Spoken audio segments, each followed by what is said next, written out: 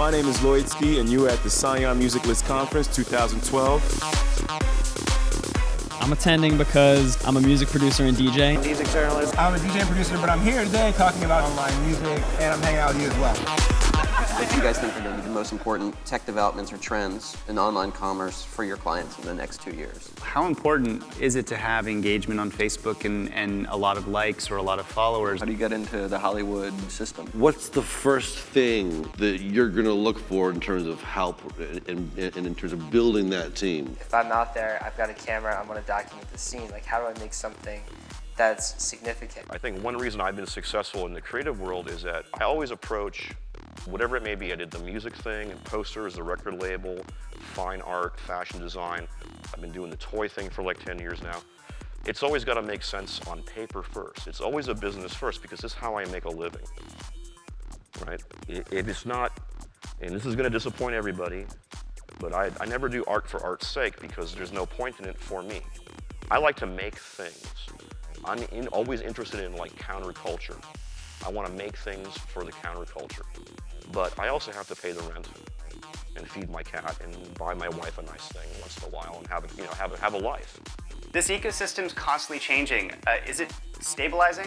Where are we at? I think, like, from an artist's point of view, I think, you know, it's stabilizing, but it's ever evolving. And I think that's the challenge from both the artist and business point of view, is that people's habits are changing, how they engage with music.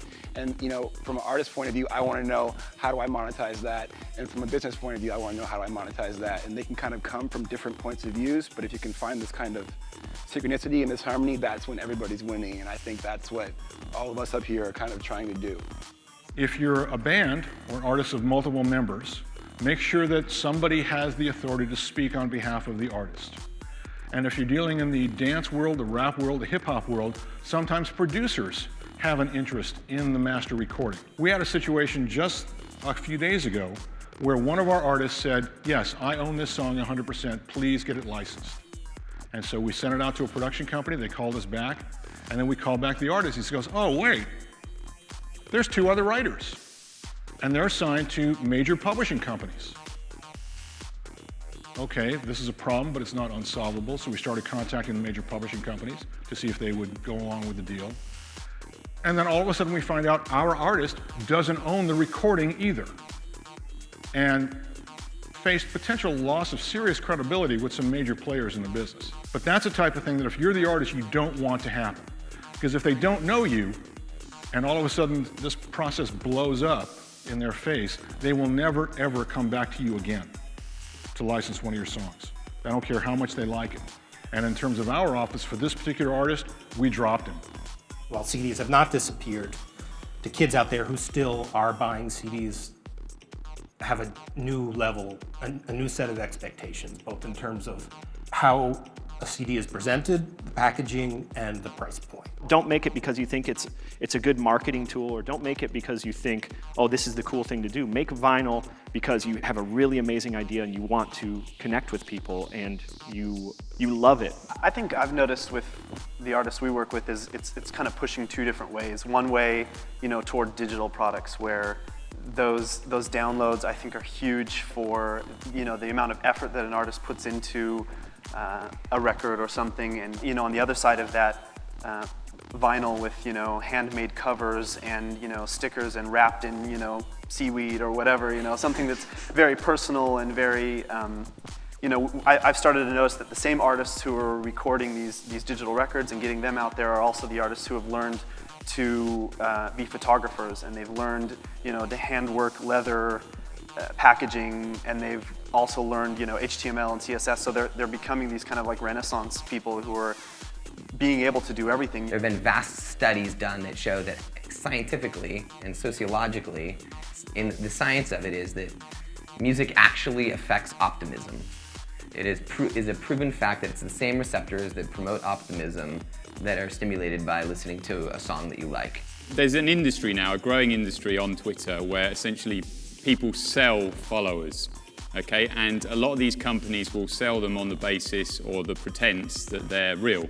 But in fact, when we look at the data on them, they're completely fake. They're very similar to a spam account, where essentially they're a fake account that people use, that they purchase to bump up their Twitter numbers so that they can say, you know, I'm cool, I've got 20,000 followers, I've got 100,000 followers, and it just adds to their, they think it adds to their cred, you know, their credentials, basically.